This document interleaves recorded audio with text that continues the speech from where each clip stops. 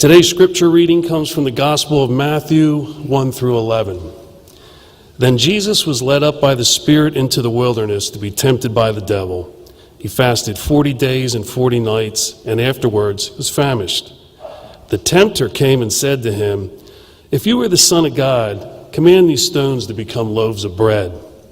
But he answered, "It is written, one does not live by bread alone, but by every word that comes from the mouth of God." Then the devil took him to the holy city, placed him on the pinnacle of the temple, saying to him, "If you are the Son of God, throw yourself down. For it is written, he will command his angels concerning you, and on their hands they will bear you up, so that you will not dash your foot against the stone." Jesus said to him, "Again it is written, do not put the Lord your God to the test." Again, the devil took him to a very high mountain, showed him all the kingdoms of the world and the splendor. And he said to him, "All these I will give you, if you will fall down and worship me." Jesus said to him, "Away with you, Satan, for it is written, worship the Lord your God and serve only him." Then the devil left him, and suddenly angels came and waited on him. This is the word of the Lord.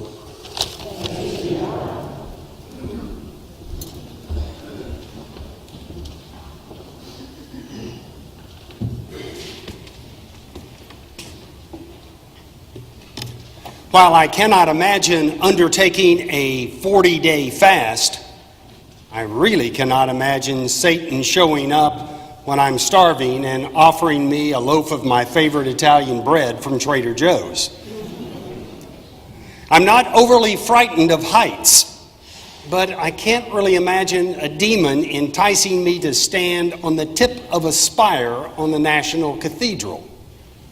And I certainly cannot picture the Prince of Darkness offering me unlimited power to rule the world. So what can we make of this story? Is it simply a mythological story that comes from a pre-modern era and no longer has relevance in the postmodern world? Or is there something here for us? The story falls very early in the Gospels. Jesus is baptized in the Jordan River, and the very next day, he is drawn westward into the rugged hills of the wilderness.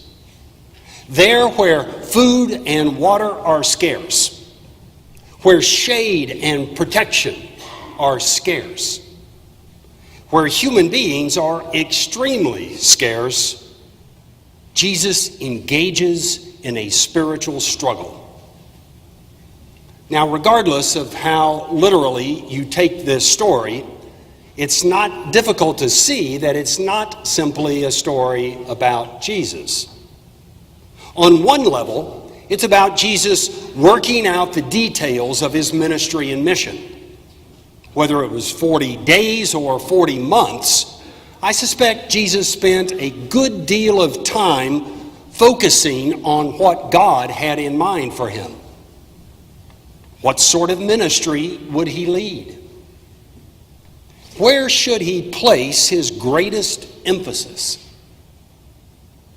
What should be the core of his teachings that he leaves with his followers? Would he reiterate the joyful hymns of Psalms? Or would he focus in on those challenging words of the Old Testament prophets? While he's busy conducting his own personal spiritual retreat, pondering his purpose and setting out his strategy, another spirit slips onto the scene to see if Jesus can be lured off course. Our story says that the enemy presents Jesus with 3 temptations, and it's readily apparent that Jesus is not being tempted to do something that is obviously evil. He's not tempted to slit an adversary's throat or to steal from the temple treasury. The temptations are appealing. Who would be hurt if he turned a few stones into bread? Wouldn't he attract a multitude of followers if he demonstrated God's power to keep him safe by a death-defying leap? And why wouldn't Jesus want the power to rule over the kingdoms of the world? He could accomplish a tremendous amount of good with that kind of authority. But this story's not to be held at arm's length. We are supposed to step into the story and make it our own.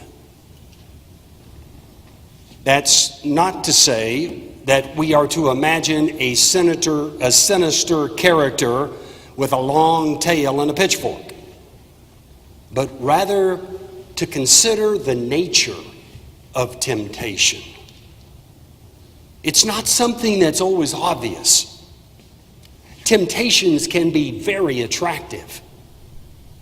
That's why evil can be such a formidable force and so difficult to resist. It's why we can be lured into doing things we know we ought not do. The darkness appears to be light. The bad takes the shape of good. What can be harmful appears perfectly harmless. I read C.S. Lewis's Screwtape Letters when I was in college. And yes, millennials, that was a couple of centuries ago. But many of its lessons have stayed with me. Wormwood is the name of a young would-be tempter who's an apprentice to his mentor, Uncle Screwtape. Wormwood is assigned a man on earth that he is supposed to corrupt. His ultimate goal is to lure this man away from God. But first, he must learn the subtle nature of temptation. He's to encourage the man to pray for objects rather than to pray to God. He's to make the man overly sensitive to remarks that others make about him. Wormwood is to gradually avert the man's gaze from God so that he begins to focus on himself. Now, the captivating part of the story is not that Screwtape and Wormwood are trying to create this army of ruthless killers. Rather, they're trying to create a generation of people who are defined by selfishness and insincerity, pettiness and arrogance, fear, and the need to control things. When does temptation work its cunning on you? When you become envious of someone else's life? When you become wary of someone from another religion? When you believe possessions is what will make you happy? When you cannot corral your anger? When you believe that you should be in control of every situation?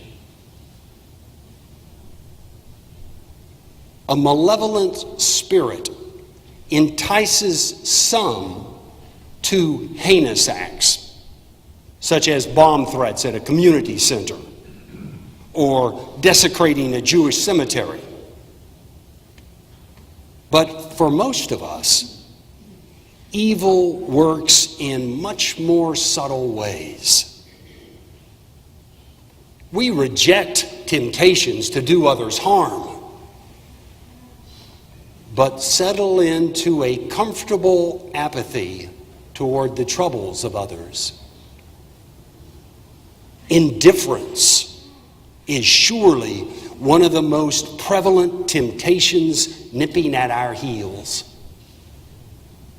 We observe hunger And we hear a voice inside that says, oh, this is way too complicated, and so we do nothing.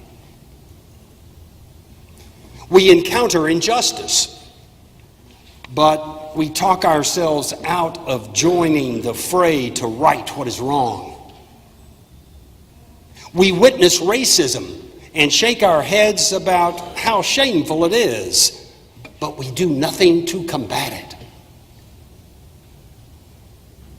If you haven't seen the current movie Hidden Figures, I encourage you to see it. It tells the story of the long-lost story of the brilliant black women who worked at NASA during the 60s and helped with these complex calculations that made it possible to launch astronauts into space, and the more complicated part of it all, how to bring them back to Earth safely.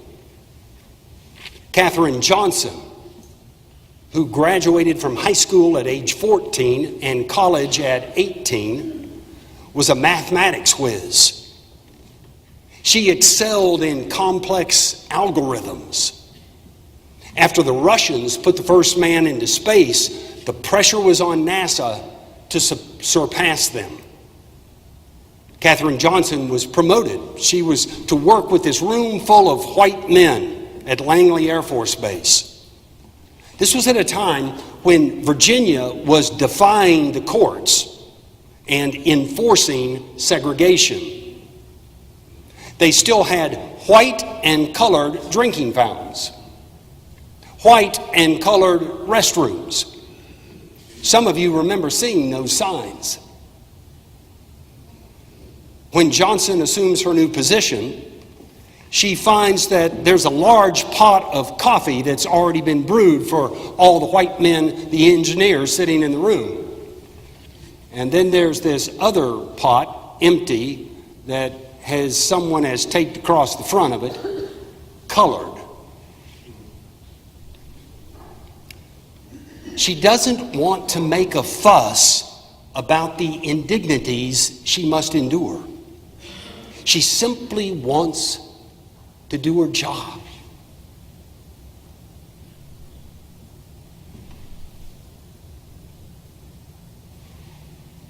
She wants to be part of putting American astronauts into orbit and then bringing them home safely. She tries to keep her head down and perform all the calculations that are assigned to her. Meanwhile, the director of the space program is getting immense pressure from the White House and is focused on results. He is impressed with Katherine's skills, but he gets irked. Every time she takes a break, it takes 20 minutes before she shows up again.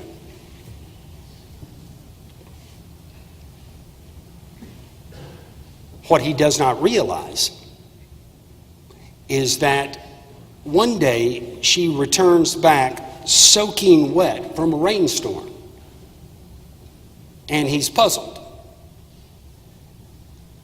But her new assignment has put her in a building that is half a mile away from the only colored women's restroom.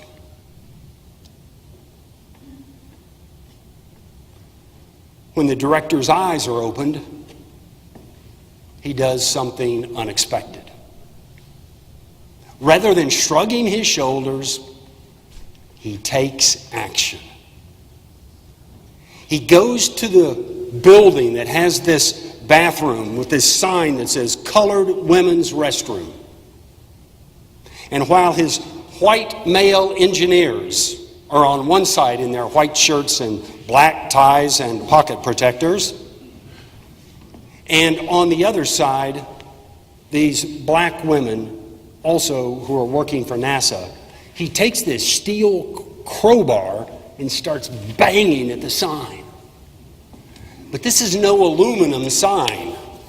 It's steel, and it's fastened to the wall with heavy bolts. He beats on the sign from one side, bends it a little bit, goes to the other side, beats on it from that side, He notices there's a crack between the sign and the wall. He puts the crowbar in there and is trying to pry it off the wall. But like overcoming segregation itself, it's not an easy task. It requires a true struggle and dogged determination to rip that sign down.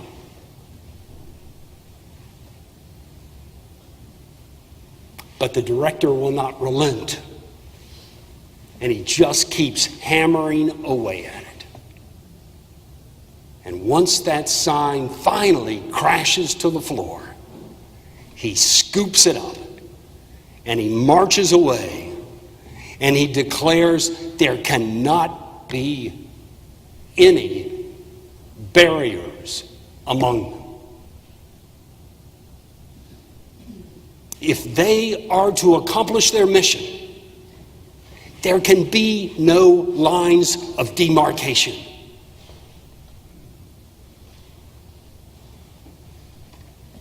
Had he been indifferent, darkness would have won the day once again. But he stopped Satan in his tracks by taking a stand for what was right, rather than just turning his head.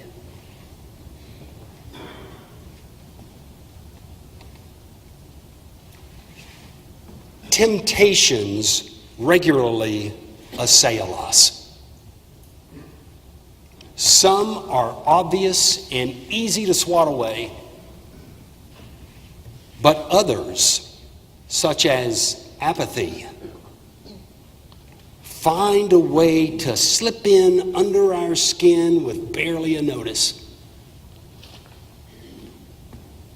Remember what Edmund Burke said: the only thing for evil to triumph is for good people to do nothing.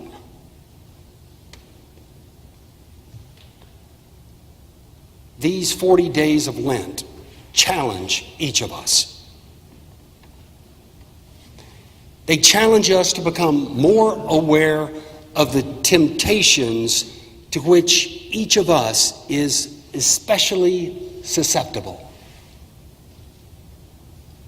Because it's only then that we can begin to free ourselves from their wily power.